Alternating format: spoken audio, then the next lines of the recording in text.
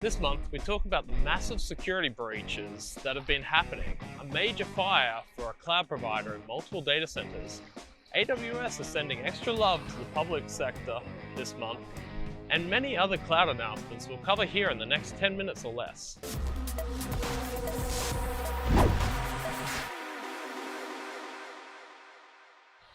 Hi, I'm Matt Carolan, and welcome to this month's Puck Online episode, bringing you the hot topics for the last month in the public cloud space. Today we are here in North Vancouver on an awesome sunny day. Lots of news to cover this month, so let's get into it.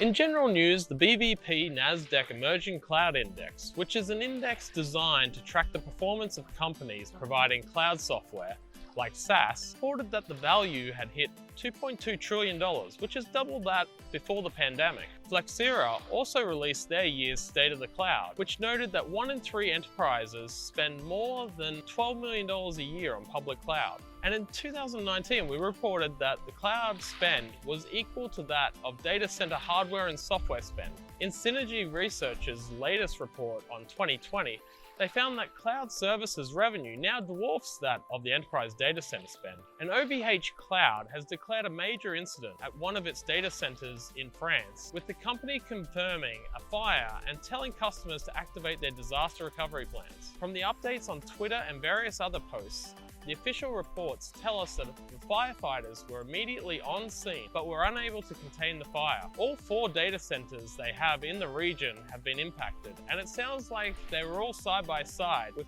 SPG2 totally destroyed, part of SPG1 destroyed, SPG3 impacted, and SPG4 untouched but obviously will be impacted by the extra stress and load coming its way. And International Women's Day was bigger than ever this year with the theme of Choose to Challenge. I felt the entire business world online was fully focused and engaged in the conversation, not just on the day, but for the month of March, which was great to see and obviously won't be stopping there. And there was also a lot of talk around satellites in the last month, with a few people I know signing up for SpaceX's Starlink satellite internet, which I feel is going to be a game changer and hopefully breaks the telco monopoly we have here in Canada. IBM also announced that their IBM Cloud satellite service was going GA. But unlike SpaceX or AWS Ground Station, this actually has very little to do with actual satellites. It's about edge and hybrid computing.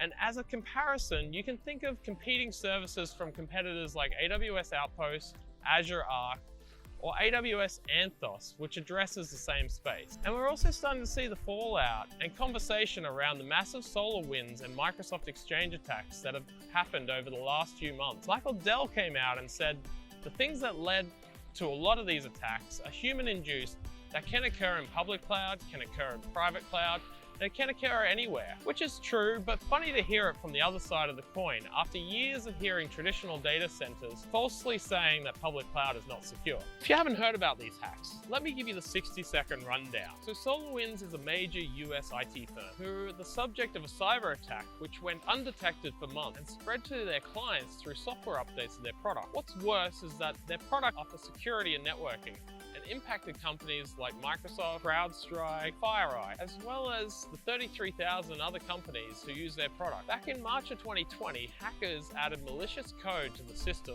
called Auron at the source of where SolarWinds rolls out their updates to customers. This opened a backdoor to anyone who used this solution, which included many high-profile clients, Fortune 500 companies, and multiple US government agencies.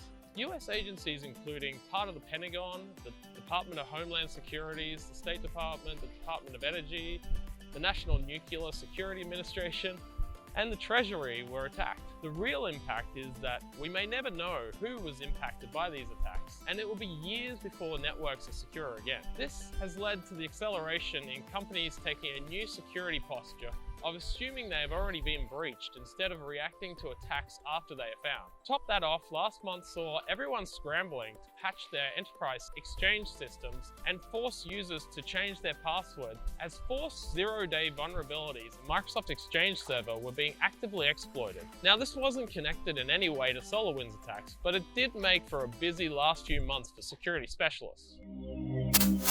And in AWS news, Tableau's CEO Adam Selipsky is returning to AWS to become the new CEO there. This comes after a few months where we got the big news that Jeff Bezos would be moving aside as CEO of Amazon and Andy Jassy would be taking his place. Now, Adam isn't a stranger or a total outsider to AWS. From 2005 to 2016, he ran the AWS sales, marketing, and support, reporting directly to Andy Jassy. In other AWS news, they've announced the general availability of Ethereum on its managed blockchain service. The open source blockchain joins Hyperledger Fabric as compatible with Amazon managed blockchain. Amazon Lookout went GA near the end of March. Lookout makes it easy to detect anomalies in your business metrics. Using machine learning, it automatically detects and diagnoses anomalies in business and operational data, such as a sudden dip in sales revenue or customer acquisition rate. Out of the box, you can connect to S3, Redshift, RDS, as well as third-party SaaS applications such as Salesforce, ServiceNow, Zendesk, and Marketo.